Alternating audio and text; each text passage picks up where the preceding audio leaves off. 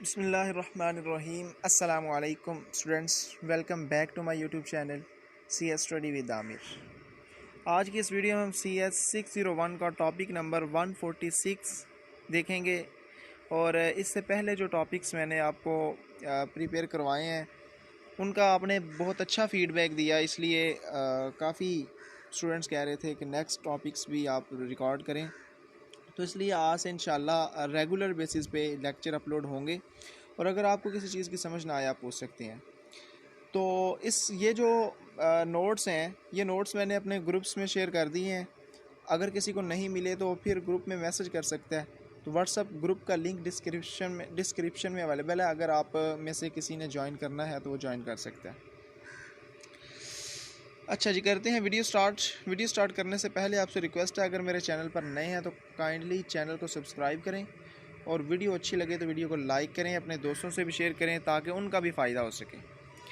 Topic number 146, checksum. जी, तो checksum क्या होता है? देखें, चेकसम एक एरर डिटेक्शन टेक्निक है। ठीक है, एरर्स जब आ जाएँ तो उसको कैसे हमने डिटेक्ट करना है, ये एक टेक्निक है। ठीक है, इसके बारे में थोड़ा सा रीड करते हैं। कहता है checksum is a small sized block of data. Small size block of data होता है derived from another block of digital data.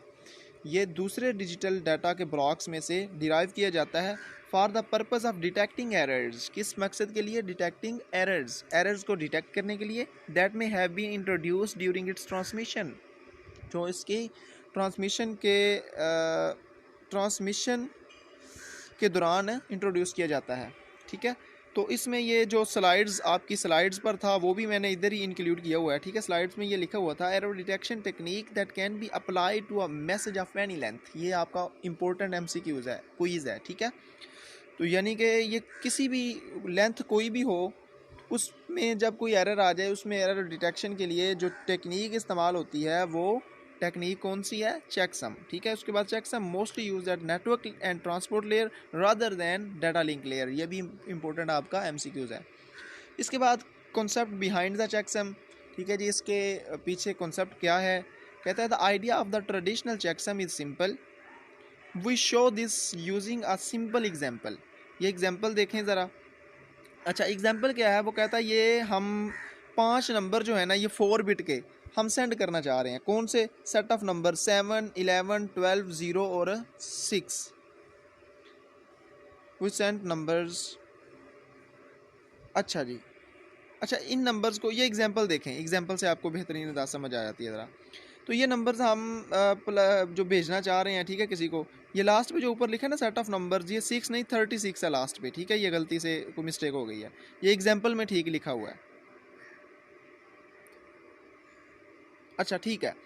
अच्छा, करना क्या है हमने? जो हमने 5 नंबर हमने सेंड करने हैं, 7, 11, 12, 0 और 6। ये 6 ठीक है, वो मुझे गलती लग गई है, नीचे ऐसे 36। हमने क्या करना होता है? चेक सम मेथड क्या कहता है कि जो आपने नंबर भेजने हैं उनका आप सम भेजें। ठीक है, उनको एडिशन करके, उनको प्लस करके सबको, तो वो आपने भेजना होगा। ठीक है, कैसे? वी शुड ये एग्जाम्पल के नीचे देखें, we should to send as follows, यानी कि 7, 11, 12, 0, 6 और 36। अब ये 36 कहाँ से आया? इन सब को प्लस करने के बाद हमारा आंसर आया 36, तो वो 36। But here 4 bit word that are 7। कहता है कि 7, 11, 12 और 0, 6, ये जो 5 नंबर हैं ये तो 4 बिट हैं। अच्छा, 4 बिट क्या होता है आपको पता होना चाहिए कि जब हम इनको बाइनरी फॉर्म में कन्वर्ट करें तो ये 4 डिजिट्स में आ जाएं। ठीक है, यानी कि 4 डिजिट्स में इनका आंसर आए बाइनरी में कन्वर्ट करने के बाद, तो ये 4 बिट होगा। लेकिन जो 36 है ना, ये कहता है ये 4 बिट नहीं है, ये 4 बिट से ज़्यादा है। ठीक है, तो अब क्या कहता है कि इसमें प्रॉब्लम आ गई कि 4 बिट हमने सेंड करना है, 4 बिट 36, क्या करें? अब वो कहता है, ये जो नीचे बोल्ड फॉर्म में लिखा हुआ है कि हम क्या करेंगे, 36 को पहले बाइनरी फॉर्म में कन्वर्ट करेंगे। ठीक है, ये बाइनरी फॉर्म में कन्वर्ट कर दिया। नीचे 36 इन बाइनरी फॉर्म इज़ 1 0 0 1 0 0। ठीक है, ये बाइनरी फॉर्म में कन्वर्ट कर दिया। अब हमें तो चाहिए 4 बिट। ठीक है, यानी कि 4 डिजिट्स इसमें से हमने लेने हैं। तो वो क्या तरीकाकार होगा? ये जो 4 बिट हैं इनको हम पहले 2 बिट्स को और लास्ट वाले 4 बिट्स को आपस में प्लस कर देंगे। ठीक है, ये देखें, यानी कि 1 0, ठीक है, बाइनरी फॉर्म प्लस 0 1 0 0, ये वही हैं, लेकिन हमने क्योंकि 4 बिट में कन्वर्ट करना है तो इसलिए पहले 2 डिजिट्स को और लास्ट वाले 4 डिजिट्स को हमने प्लस कर दिया। इससे क्या होगा कि आंसर 4 बिट में आएगा। तो हमारा आंसर आ गया 0110, ठीक है। तो 0110 जो है, इसकी हम जब इसको, ये बाइनरी फॉर्म है, इस बाइनरी फॉर्म को जब डेसिमल फॉर्म में कन्वर्ट करेंगे तो ये 6 आता है, ठीक है। तो अब हम क्या करेंगे, 36 की जगह 6 लिख के इसको सेंड कर देंगे। ये नीचे वही लिखा हुआ है, ठीक है। कहता है so instead of sending 7 1 this one, यानी कि we will send this one, no checksum in is in 4 bit form. अब ये 4 बिट फॉर्म में हो गया। ये इसकी बेहतरीन एग्जाम्पल थी, ठीक है जी। नेक्स्ट टॉपिक हमारा topic number 147 and 148, forward error correction, यानी कि FEC। मोस्ट इंपॉर्टेंट टॉपिक है आपका। देखें फॉरवर्ड एरर करेक्शन क्या होता है, मैं आपको वैसे थोड़ा सा पहले बता दूं, आइडिया दे दूं इसका। फॉरवर्ड एरर करेक्शन, देखें हमने फॉर एग्जांपल हमने कोई डाटा सेंड किया। आपको पता है, इस बात का पता होना चाहिए कि जब हम डाटा सेंड करते हैं सम टाइम ऐसा होता है कि डाटा लॉस्ट हो जाता है, डाटा डेस्टिनेशन तक नहीं पहुंच पाता, ठीक है। तो हमने डाटा सेंड किया, डाटा हो गया लॉस्ट हमारा, ठीक है। जब डाटा लॉस्ट हो गया तो अब उसका भी कोई हल होना चाहिए। अब उसको दोबारा से रीअरेंज करके उसको सेंड करना है हमने, ठीक है। तो वो जो दोबारा से रीअरेंज करके दोबारा उसको सेंड करना है ना, तो वो हम किसके ज़रिए करते हैं, फॉरवर्ड एरर करेक्शन के ज़रिए, ठीक है। ये फॉरवर्ड एरर करेक्शन, यानी कि जो एरर आ गया डाटा सेंड करने में, एरर को हमने करेक्ट किया, करेक्ट करने के बाद रीसेंड किया, तो ये टेक्निक क्या कहलाएगी, फॉरवर्ड एरर करेक्शन, ठीक है। तो ये यही कुछ लिखा हुआ है। इसके बाद यूजिंग हैमिंग डिस्टेंस, ये हैमिंग डिस्टेंस हमने पढ़ा हुआ है, ये फार्मूला, ठीक है। डी मिन यानी कि minimum distance is equal to 2t+1, ये फार्मूला याद रखना है, पीछे हम पढ़ के आए हुए हैं। इसकी एग्जांपल देखते हैं कि इसको कैसे करते हैं। एग्जांपल में कहता है if we want to correct 10 bits in a packet, हम अगर 10 बिट्स एक पैकेट में करेक्ट करना चाहते हैं, we need to make the minimum Hamming distance 21 bits. कैसे, ये फार्मूला लिख लिया, डी मिन यानी कि मिनिमम डिस्टेंस का formula is equal to 2t+1। अब t हमारे पास 10 है, t की जगह 10 पुट किया +1, ठीक है। 10 मल्टीप्लाई बाई 2 21, 21 + 1 20 + 1 21 आ गया। तो इसका जो मिनिमम डिस्टेंस इसका डी मिन क्या आ गया, minimum distance 21। This is the amount of redundant bits that you sent with your data words. तो इसको यूजिंग एक्स और भी कर सकते हैं हम। क्या, जो भी आपके पास सारे ऑपरेशंस हों उनको आपने प्लस कर देना है, यानी कि और गेट, एक्स और गेट आपने अप्लाई कर देना है, तो इनको प्लस कर देना। दिस मीन, वो इधर उन्होंने लिखा भी हुआ है कि इन सब को आपने +1 यानी कि Pn तक, P1 P2 PR यानी कि n तक आपने इसको प्लस कर देना है। तो बस यही था। इसके बाद हमारा नेक्स्ट टॉपिक इसमें आ जाता है चंक इंटरलीविंग। कहता है another way to achieve FEC यानी कि फॉरवर्ड एरर करेक्शन, जो इसका दूसरा वे है वो क्या है, in multimedia is to allow some small chunk to be missing at the receiver, यानी कि चंक इंटरलीविंग जिसे कहते हैं। कहता है we can not afford to let all the chunks belonging to the same packet be missing, however we can afford to let one chunk be missing in each packet।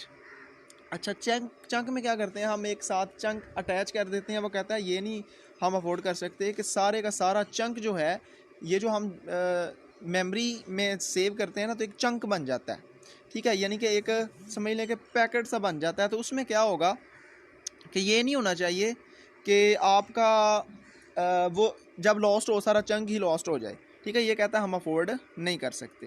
इसके बाद combining Hamming distance and interleaving, ये combining करके कहता है ये हम combine कर सकते हैं। We can first create n bits packets that can correct t bit errors, ठीक है। वो जो हम जितने बिट का पैकेट्स क्रिएट करेंगे वो करेक्ट कर सकता है उतने बिट्स के एरर्स को। तो ये जस्ट आपने रीड कर लेना है। इसके बाद आ जाता है जनाब compounding high and low resolution packets. कहता है creation of a duplicate of each packet with the low resolution redundancy and combine the redundant version with the next packet. इसकी नीचे एग्जांपल दी गई है, आपने एग्जांपल पढ़ लेनी है, ठीक है। इसके बाद जो इम्पोर्टेंट टॉपिक हमारा नेक्स्ट इसमें आ जाता है टॉपिक नंबर 149 एंड 150, ठीक है। ये 51 आई थिंक गलती से लिखा गया। तो तो ये मोस्ट इंपॉर्टेंट टॉपिक है आपका, ठीक है। डाटा लिंक लेयर हम ऊपर भी पढ़ के आए हैं, डाटा लिंक लेयर का फंक्शन कैसे परफॉर्म करते हैं, इसमें कैसे कैसे कौन कौन सी चीज़ें जो हैं इसमें इंक्लूड होती हैं। कहता है डाटा लिंक कंट्रोल या DLC deals with procedures for communication between two adjacent nodes, ठीक है। दो एडजेसेंट नोड्स, या एडजेसेंट यानी कि एक दूसरे के साथ जो जुड़े होते हैं, ठीक है, उनके साथ दरमियान जो कम्युनिकेशन करने के लिए इस्तेमाल होता है, ठीक है। No matter whether the link is dedicated और ब्रॉडकास्ट, के लिंक ये मैटर नहीं करता कि लिंक हमारा डेडिकेटेड है या ब्रॉडकास्ट है। डेडिकेटेड और ब्रॉडकास्ट लिंक हम पीछे पढ़ के आए हुए हैं क्या होता है। Data link control function include, अच्छा डाटा लिंक कंट्रोल फंक्शन में क्या चीज़ें इंक्लूड होती हैं ये इंपॉर्टेंट है, एमसीक्यूज़ के लिहाज से भी, आपके शॉर्ट क्वेश्चन और लॉन्ग भी आ जाता होता है। इसमें आ जाता है framing, flow control and error control, ठीक है जी। इन को बारी बारी डिस्कशन इनकी हम करेंगे कि ये क्या होते हैं। सबसे पहले आता है हमारे पास फ्रेमिंग। देखें ज़रा, ये रीड आपने कर लेना है, मैं आपको आसान अल्फाज में बता देता हूँ। फ्रेमिंग क्या होता है?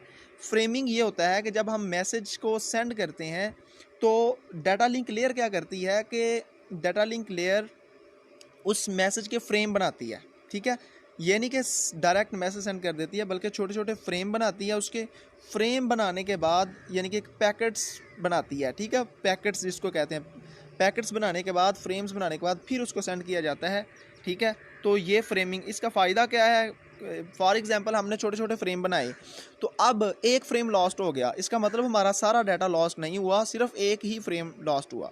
अगर फ्रेम ना बनाते तो जो डाटा सेंड किया था वो अगर एक भी एरर आ जाए तो सारा डाटा हमारा लॉस्ट हो जाता है। तो ये फ्रेमिंग का हमें फ़ायदा हो गया। इसके बाद फ्रेम साइज़ क्या होना चाहिए? कहता why not one big frame. ये वही बात जो अभी मैंने बताई कि वन बिग फ्रेम हम क्यों नहीं बनाते, इसीलिए नहीं बनाते कि वो जो जब डाटा लॉस्ट होता है तो वो सारा डाटा लॉस्ट हो जाता है। छोटे छोटे फ्रेम्स में सिर्फ एक फ्रेम ही हमारा लॉस्ट होता है। तो कहता frame can be of fixed size का होना चाहिए। Size acts on a boundary in fix size every frame have same size, ठीक है जी। यानी कि जो आपने फ्रेम बनाने हैं उनका साइज़ भी सेम हो। अच्छा जी, वो कहता है फिक्स्ड साइज़ के साथ एक प्रॉब्लम भी है। वो कौन सी है? Error detection, error correction, flow control, ये सारी इसकी प्रॉब्लम्स हैं, ये याद रखनी है एमसीक्यूज़ के हवाले से। उसके बाद ये नीचे क्वेश्चन कहता है how to define beginning and end of the frame. Beginning and end of a frame जो है इसका हम इसको कैसे वो कर सकते हैं? अच्छा जी, तो इसको कैसे बयान कर सकते हैं? कहता है in variable size framing we need a way to define the end of the frame. हमें एक ज़रूरत होती है कि हमने फ्रेम के एंड को भी डिफाइन करना होता है, and the beginning of the next, और नेक्स्ट की स्टार्टिंग को भी। Historically two approaches were used. अच्छा, दो अप्रोचेज इसके लिए इस्तेमाल होती हैं। कौन कौन सी? ये मोस्ट इंपॉर्टेंट है, इन पे नेक्स्ट टॉपिक पे इंशाल्लाह हम डिस्कशन भी करेंगे। वो अप्रोचेज हैं करैक्टर ओरिएंटेड प्रोटोकॉल, ठीक है। दूसरे नंबर पे है bit oriented protocol. Character oriented protocol और बिट ओरिएंटेड प्रोटोकॉल, ये जो टॉपिक्स हैं ये इंशाल्लाह हम नेक्स्ट वीडियो में देखेंगे। नेक्स्ट वीडियो भी इंशाल्लाह जल्द ही बनाने की कोशिश करूँगा। तब तक के लिए अपना ख्याल रखिएगा। अगर मेरे चैनल पर नए हैं तो काइंडली चैनल को सब्सक्राइब और वीडियो को लाइक करना मत भूलिएगा। मिलते हैं नेक्स्ट वीडियो में। अल्लाह हाफिज़।